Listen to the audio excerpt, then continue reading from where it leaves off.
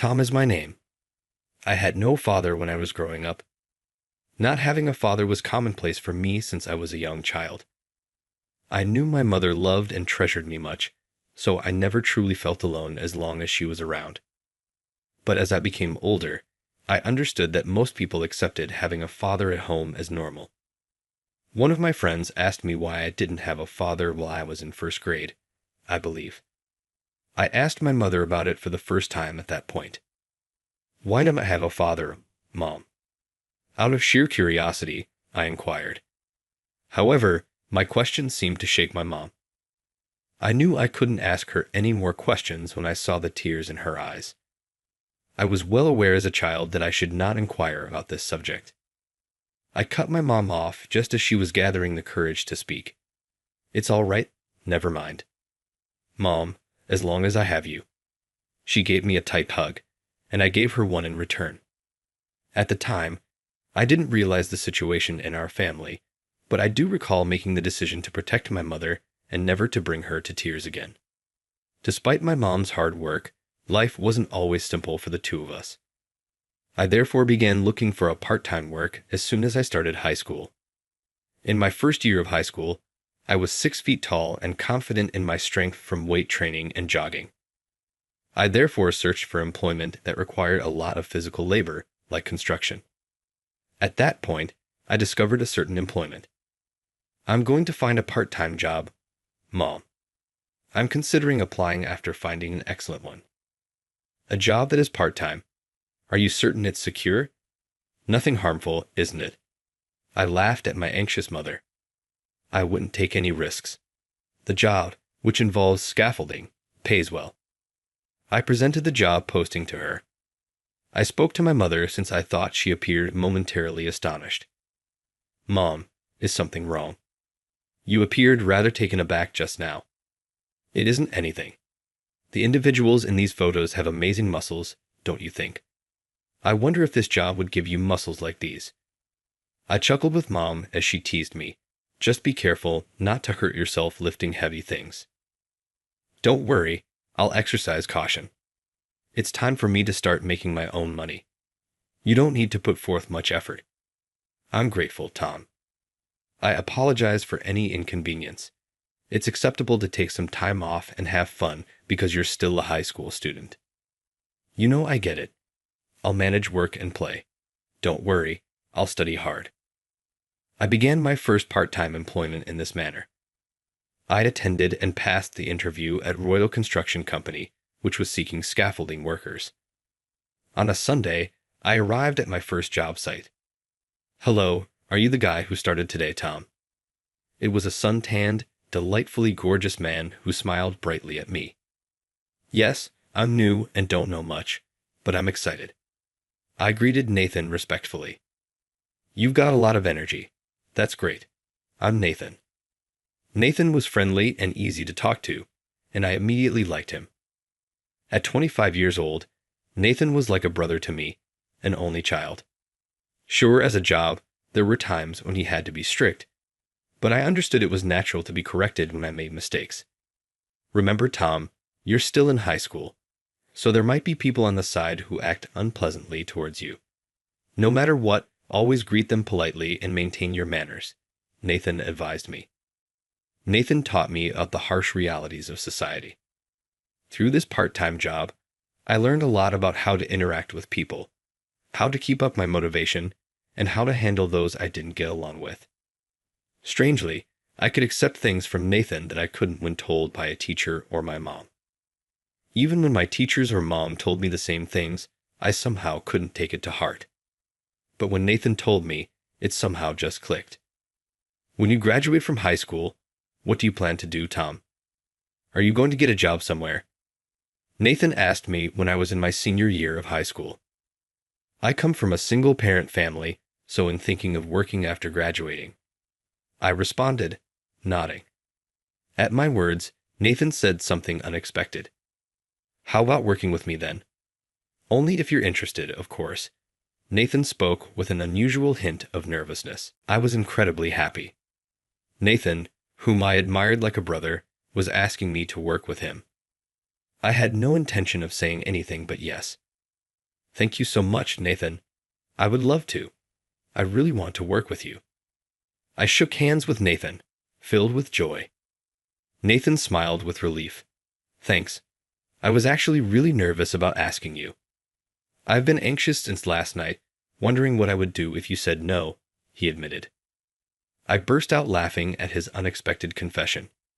Nathan said he wanted to see my mom, so after my high school graduation, I proposed that the three of us, my mom, Nathan, and I, go out for a meal together. My mom, skilled enough to manage a small restaurant, eagerly prepared for the meal. Nice to meet you. I'm Tom's mother. He's always in your care, she said. Nice to meet you. I apologize for the late introduction. I work at Royal Construction Company. My name is Nathan, he replied. I watched their friendly exchange with a grin. Neither of them is usually like this, but their nervousness was so amusing that I couldn't stop laughing. The three of us enjoyed a delicious meal my mom had prepared. Since the restaurant had a reserved sign at the entrance, we could relax without being disturbed. When dessert arrived, Nathan spoke up again. I know Tom has probably told you, but I'd really like to work with him.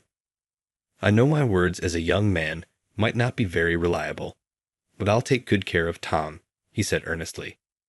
Seeing Nathan speak so seriously, my mom had a calm expression. Unreliable. Far from it.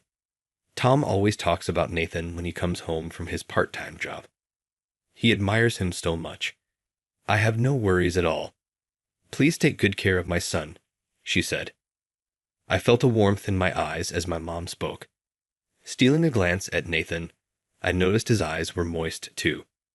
Seeing my two beloved ones caring about me made me feel truly happy. Thus, I ended up working at Royal Construction Company after graduation, marking the start of my professional life. Tom, are you ready for the next site? Jess, leave it to me. Everything's set. I've been working since high school, so I understand the basics. As a young, ready-to-go worker, I've worked in various places. No matter the site, I worked hard, keeping in mind everything Nathan taught me. As time passed, a turning point came when Nathan turned 35 and I was 26. Tom, actually, I've been transferred to Royal Construction Company in New York, Nathan announced. Really? Nathan, that's amazing. The main office in New York? That's a big deal. Nathan was incredibly skilled and had used his extensive field experience to advance as a manager, continuously delivering impressive results. It seemed his achievements had caught the attention of the headquarters. He had especially made an impact by advocating for the improvement of workers' conditions and had achieved notable results. He was planning to move to the HR department at the headquarters. Sorry, Tom. I wish I could take you to New York with me, but I don't have that kind of authority. Nathan looked genuinely regretful. It's okay, Nathan. I'll work hard here and achieve enough to be called to New York myself. Sure, it would be lonely without Nathan, but I had learned so much from him. I believed I could manage well even in his absence, using what he had taught me. I'm glad to see you've grown so much. I'll do my best in New York, and you do your best here too. Spending the night talking until morning became a cherished memory. Nathan and I always kept in touch, and when we had time, I would visit him in New York, or he would come back here, and we'd have fun. Tom, sorry, can you talk right now? I received a call from Nathan in a serious tone 6 months later. What's wrong? It's rare to hear you sound so serious. Is something wrong? Feeling a bit uneasy, I listened intently to Nathan's words. I was surprised by the unexpected news from Nathan. From today, I will be under your care. My name is Tom. I look forward to working with you. As I introduced myself, applause broke out. Having joined Royal Construction Company right after high school, this was my first experience in another workplace. This was a subsidiary of Royal Construction Company, mainly dealing with construction materials. I was here for training to learn more about materials. All right, nice to meet you. I'm the manager, Michael. Michael didn't bother to hide his annoyance. He was not yet 30, younger than me, and already a manager. He clearly knew he was elite. Then, just 15 minutes into starting work, Michael's scolding came out of nowhere. "Hey, Brandon, you've got the numbers wrong again. How many times is this? Damn it." "I'm so sorry, Michael." Even though it was my first day, I quickly noticed a problem in this company. Michael's reprimands were quite intimidating. Certainly, making mistakes is not good, but there was also a problem with his way of scolding. I felt very uneasy witnessing this, and I furrowed my brows. 2 months later, when I had gotten a bit more used to the job and the people, an unusually harsh scolding from Michael was directed at Brandon. "Hey, Brandon, are you mocking me? The numbers and the estimate you prepared are wrong. I had to apologize to the client because of your mistake." "But sir, those numbers, you loudly told me to input those exact numbers the other day." Brandon, trembling, attempted to counter Michael's accusation.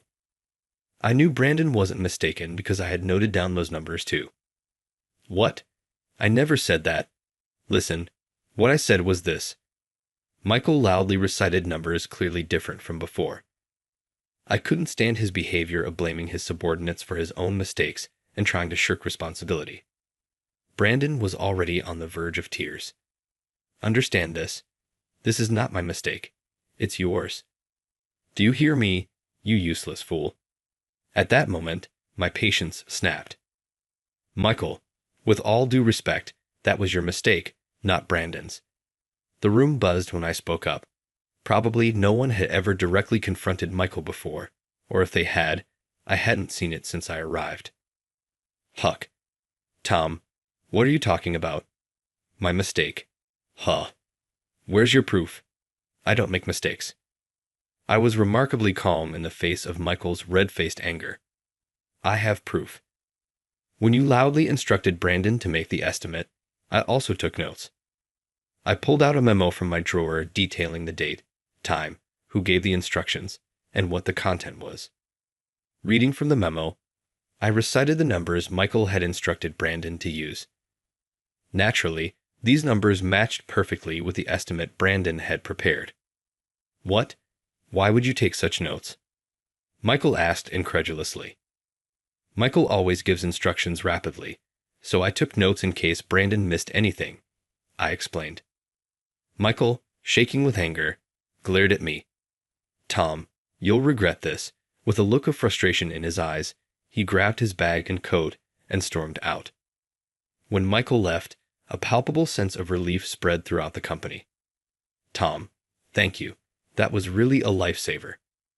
Brandon came over to my desk and thanked me. No, it's nothing. I just couldn't hold back and had to speak up.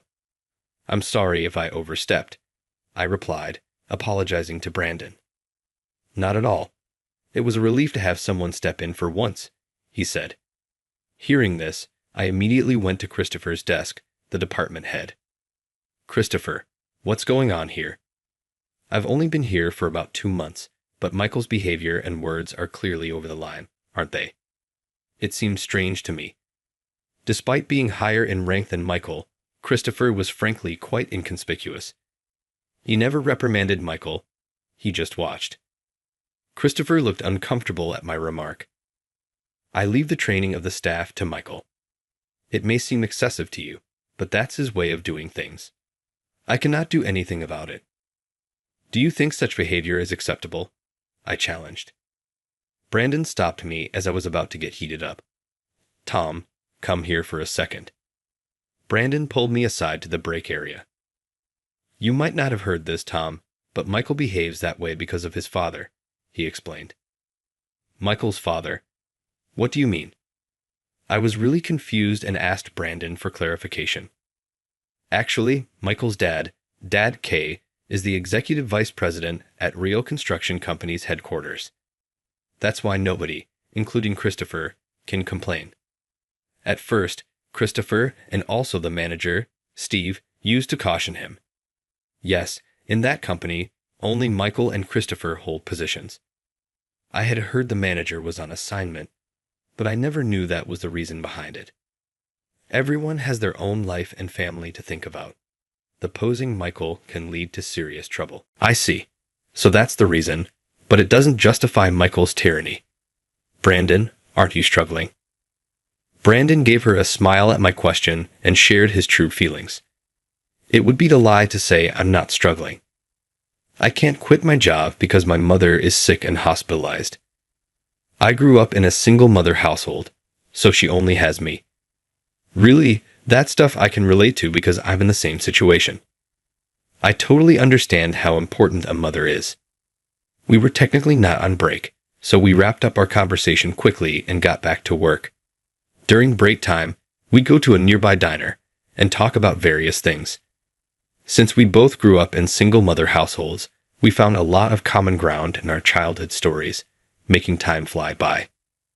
I wish I could have talked to you sooner, Tom. I feel like I can do better with you around. Really, I'm glad to hear that. Let's go out for a meal again. We made this promise and returned to our work. In the afternoon, I was happy to have made a friend in Brandon, despite the troubling situation with Michael. Michael didn't return to the office that afternoon. The next day, Michael came to the office with a smirk, looking at me. Hey Tom, you take care of this job. Michael left a task on my desk that I had never handled before. Michael, this doesn't seem to be my responsibility, I said. What? Shut up and do it. It's my order. Don't pick and choose your work. I realized that Michael's demeanor had shifted toward me. Michael, I'll do it. Tom hasn't done this before. Brandon tried to intervene, but Michael sneered. What? I told Tom to do it. Assigning tasks to subordinates is my job. Don't you butt in. When Brandon tried to persist, I stopped him with a hand gesture. It was useless to say anything to Michael. Understood. I'll do it, I said. You should have said so from the start. Hey, hurry up. Michael returned to his seat with a very satisfied look on his face. From that day, as expected, I began to receive unreasonable treatment from Michael. For example, he would deliberately give me wrong instructions, causing trouble for our clients, or he would suddenly appear at the end of a negotiation I had arranged and take the credit for it. Michael, it's troubling when you do things like that. The clients were also confused when I said that. Michael scoffed at me and replied, It's fine. Taking credit is also part of a boss's job. I felt a deep contempt for Michael, who laughed heartily that day.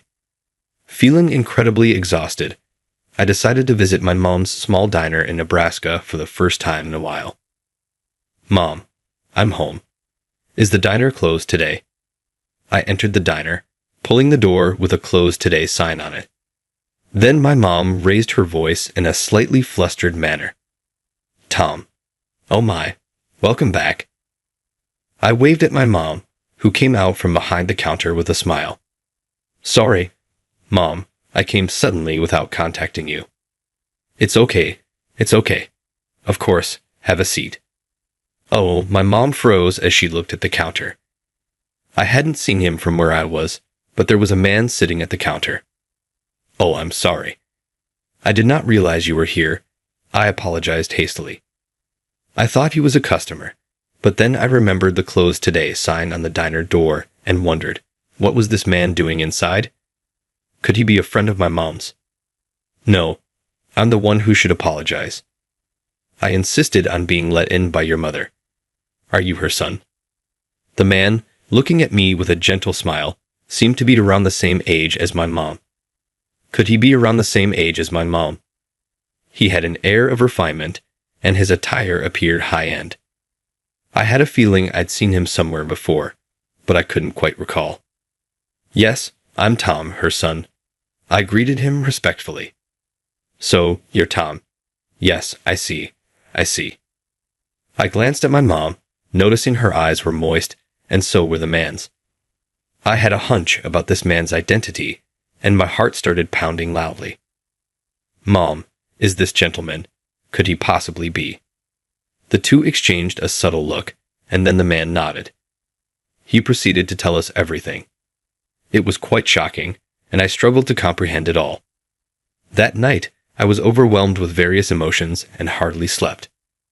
The next day, feeling sleepy, I was greeted at work by Michael's usual smirking smile.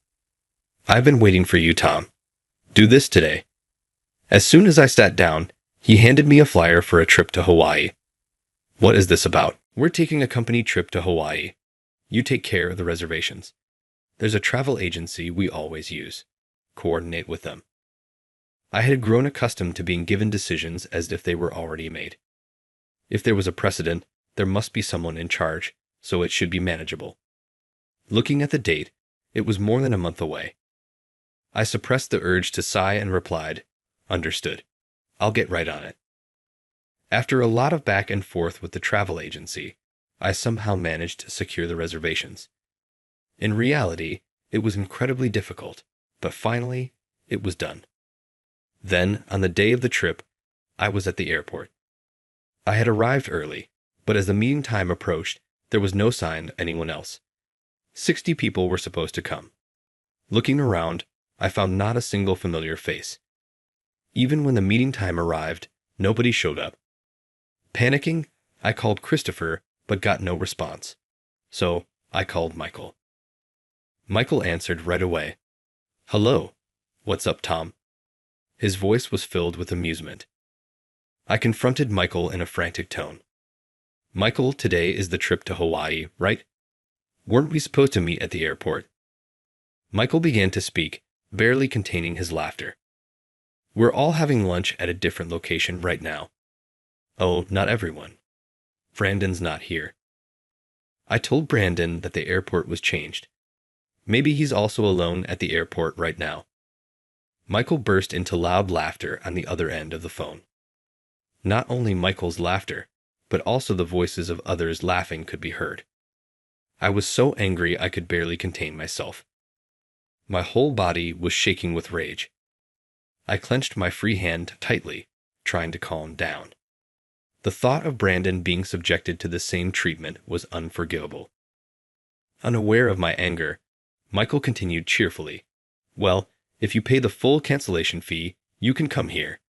It's all out of pocket, though. Can you afford it? Please, Tom." Fed up with his attitude of looking down on people, I finally lost my patience. "That's it. I'm going to teach this guy a lesson." I laughed through my nose as I said to Michael, "Huh, pay the full cancellation fee out of my pocket and join you? You're joking. Every single time you do whatever you want, everyone there, you're all fired. A notice will be coming from the headquarters soon. Just wait and see." Michael stopped laughing at my words, now speaking with a hint of panic different from before. It seemed my mention of a notice from the headquarters struck a nerve. "Wait, what are you talking about?" I didn't answer him, but hung up and immediately received a call from Brandon. I quickly answered, thinking he must have tried calling multiple times. Tom, where are you?" Michael told me that the airport was changed, and I came to the one he mentioned, but there's no one here. I explained the situation to a panicked Brandon. Brandon was speechless at Michael's appalling behavior and then said with difficulty, "Why do we have to endure this? What did we ever do to him?" "Don't worry, Brandon. Hard work and honesty always pay off in the end. Just wait for what happens after the break." After hanging up with Brandon, I made a phone call to a certain place. 4 days later, after the summer vacation ended, the company resumed. "Good morning, Tom. Thanks for all your encouragement." Brandon immediately thanked me as soon as we met. "Don't mention it. What I said was true. See what's happening." Brandon looked puzzled, but I just smiled back at him. Then Michael, unlike Brandon, gave me a nasty smile when he saw me. "What's up, Tom? You said something about a notice from the headquarters about being fired, but nothing came. You just said that in a fit of anger." "Huh." There were snickers from around, but I wasn't fazed. I knew what was about to happen. Interesting. Just as I heard this, a man's voice came from the entrance. "This is a terrible work environment. The manager behaves like this, and no one says anything." He had a grim look on his face as if he had seen something terribly unpleasant. "Indeed, it's embarrassing to think this is one of our group companies," said the man who had just appeared. It was Nathan. He waved at me, so I waved back. Then another man with a panicked look, whom I had never seen before, was there. Dad, why are you here? Michael was trembling as he saw the unexpected guests and his own father. The man with Nathan was Michael's father. Ken, what's this all of a sudden? Outsiders can't just barge in here. Michael was red in the face, but Ken, on the other hand, yelled out with a pale look, Hey, what are you saying? This man is Baker, the president of Royal Construction Company. The room buzzed at that revelation. The president? What? Eeg, the president? Well, I suppose you wouldn't know. It's understandable since we're a subsidiary and don't interact directly. I appear in company newsletters and such, but I doubt you remember my face. The man, the current president of Royal Construction Company, said nonchalantly. I came here because I received reports of various problems in this company. I decided to come and see for myself. He continued, What? Who would say such a thing? Michael murmured up to that point, then widened his eyes and pointed at me. Apparently, he was unaware of the common courtesy that it's rude to point at people. It was you, wasn't it? How dare you snitch? President Baker yelled out, his voice several times louder than Michael's. What kind of a fool yells at his subordinates for his own mistakes? Ken, what's become of your son? Ken and Michael jumped in shock, and the other employees were startled by the loud voice. Let's change the location. Prepare the reception room. Christopher, who had been silently observing until then, hurriedly guided everyone to the reception room. President Baker, Nathan, myself, Ken, Michael, and Christopher took their seats as a female employee served tea and left the room. President Baker began, So, Michael, I hear you've been intimidating your subordinate and mocking them in front of other employees. Michael glanced at me briefly but smoothly lied. Carly, seated next to his father, seemed more composed than before. No, that's a misunderstanding, he replied. Oh, a misunderstanding? So you're saying you didn't do such things? Yes, I swear I didn't, but I admit my guidance might have been perceived that way due to my inadequacy. For that, I'm deeply sorry, Michael said. Michael took an attitude of respect. His father, Ken, backed him up. If I may, President Baker, I did hear the earlier remarks, and while I thought the way he said it was problematic, I can believe he always behaves that way, Ken said. I see. I understand your point now. Play that recording, President Baker said, signaling to Nathan with his eyes. Yes, President Baker. Right away. When Nathan played the voice recorder from his chest pocket, Michael and Brandon's voices were heard. It was the recording of the reprimand from the day I arrived here. Michael turned pale as he listened to the voice recording. How did this? Why? I'd recorded it. I was asked to by Steve. Actually, my coming here was not only for training, but also to observe your behavior. Michael looked utterly confused. Why? Why would you investigate me? Nathan explained the situation calmly. Steve came to me with his concerns. Your terrible attitude was too much to ignore. When he tried to address it, he was transferred, possibly due to pressure from your father. The remaining staff were very worried, and he asked if something could be done. Michael looked shocked. He clearly had not been expecting Steve to have made such a request. Ken was holding his head, troubled by Nathan's story. That's why I had asked Tom, who might rush to investigate the situation at this company. I'm sorry, Tom, for putting you through this.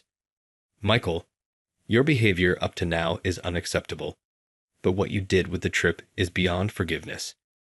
Nathan's face was red with anger throughout this. The voice recorder continued to play Michael's problematic statements from day to day. Michael's face grew paler and paler. Michael, after hearing your own words again, what do you think? President Baker asked quietly. Michael was speechless.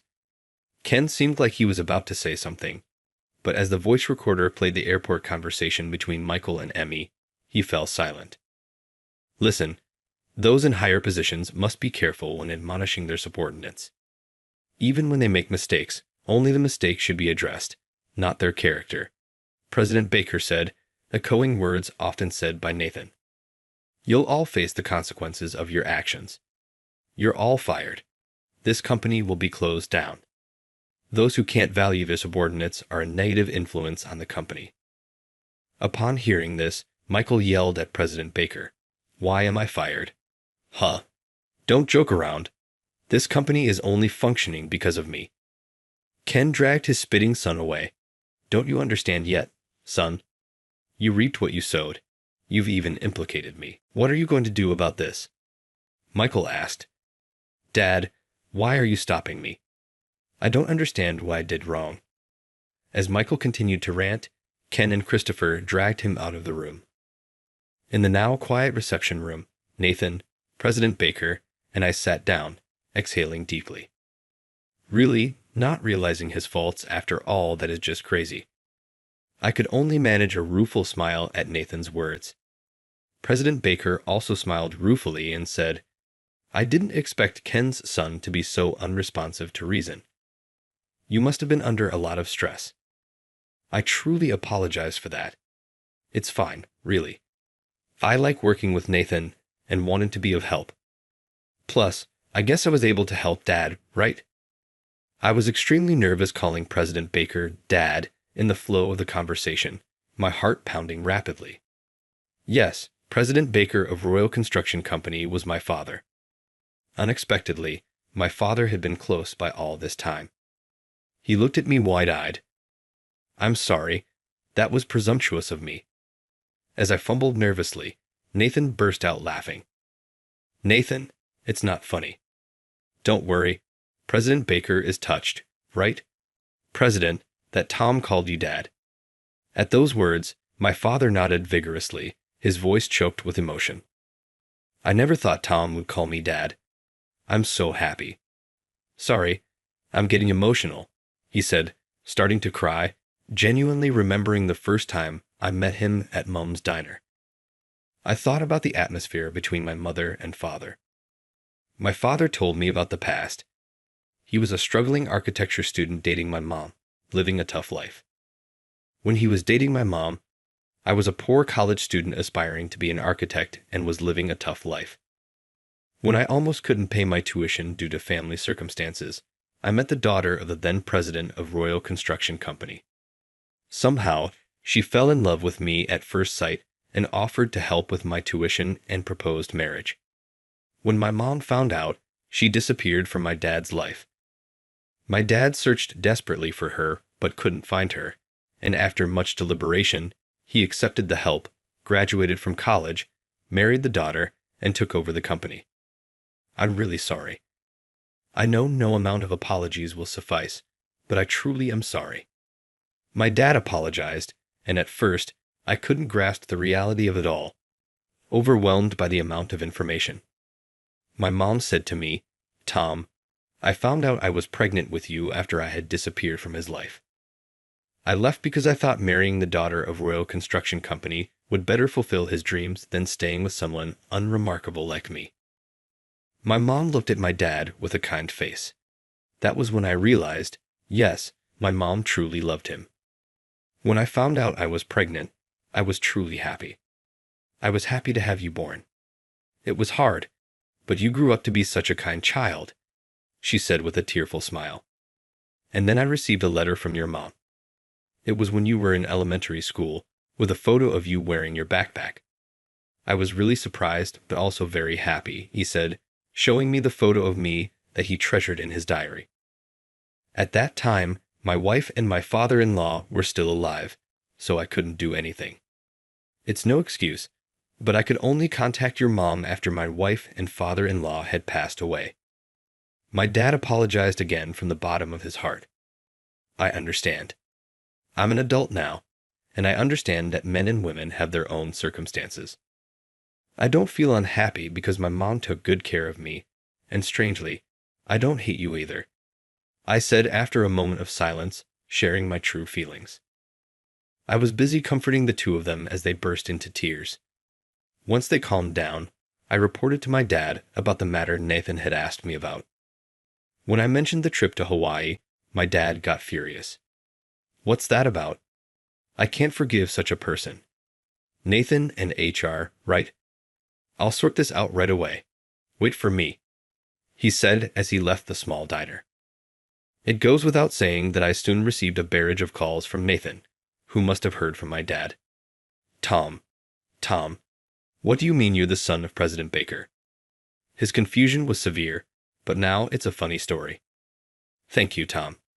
As a father and as a president, I will act in a way that I won't be ashamed of from now on. After holding back his tears, my dad nodded.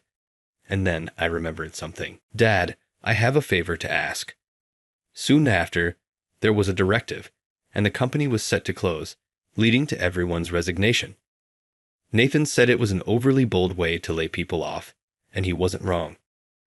Afterward, I was set to go to the main office in New York, and I would be working with Nathan again. Now I'm planning to do my best as Nathan's right-hand man in HR. Oh, Tom. Good morning. I was greeted at the entrance of the company.